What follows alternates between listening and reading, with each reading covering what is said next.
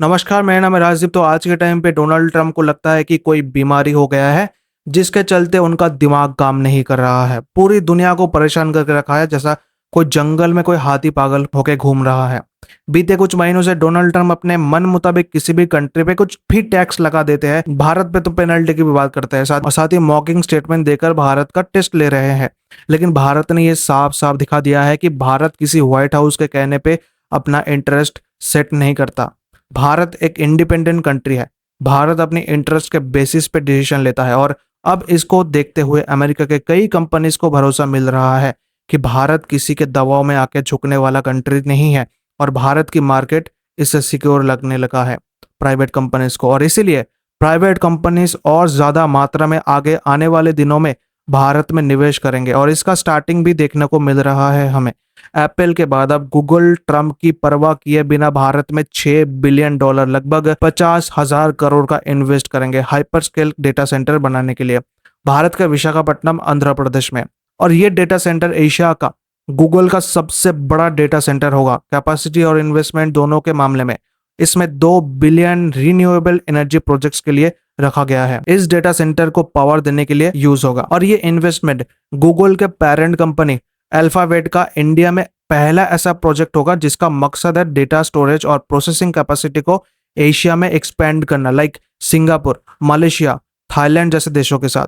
इससे साफ साफ दिखता है कि अमेरिका के ही प्राइवेट कंपनीज ट्रम्प के बातों को सीरियसली ना लेकर भारत पे ज्यादा भरोसा कर रहे हैं। हाल ही में यूएस के प्रेसिडेंट डोनाल्ड ट्रंप ने एप्पल के सीईओ टिम कुक से कहा कि इंडिया में प्रोडक्ट्स मैन्युफैक्चर ना करे, बल्कि यूएस में प्रोडक्शन और बढ़ाए। लेकिन ट्रम्प की यह एक ना चली, बल्कि एप्पल ने इंडियन गवर्नमेंट को यह एश्योर किया कि एप्पल इंडिया में आने वाले दिनों में और ज्यादा इन्वेस्टमेंट करेंगे। इससे यह इंडिकेशन मिलता है कि अब ट्रम्प की बातों को अब कोई सीरियसली नहीं लेने लगा है, एक्सेप्ट कुछ कंट्रीज लाइक पाकिस्तान, बांग्लादेश जैसे देश, जिनके पास कुछ खोने को है नहीं। ट्रम्प को खुश करने के चक्कर में ये देश ट्रम्प की बात सुनकर कुछ भी करने को राजी है।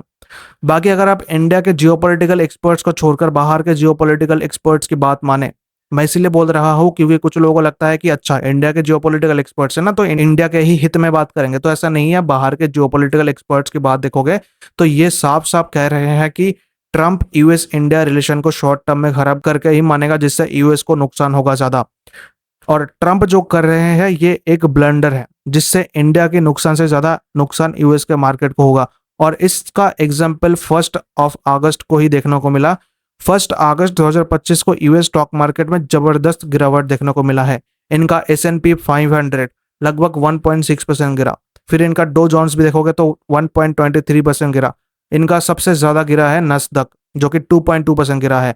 और जुलाई का यूएस जॉब रिपोर्ट उठा के देखोगे ना, तो जितनी हायरिंग एक्सपेक्टेड था यूएस में, उससे कम हायरिंग हुआ है, और जिसे यूएस के लेबर मार्केट का वीक होने का सिग्नल मिल रहा है। साथ ही ट्रम्प के tariff announce India, China, Canada, Taiwan जैसे यूएस के की इंपोर्ट पार्टनर्स पर, इससे यूएस में और ज्यादा टेंशन हाई हो चुका है।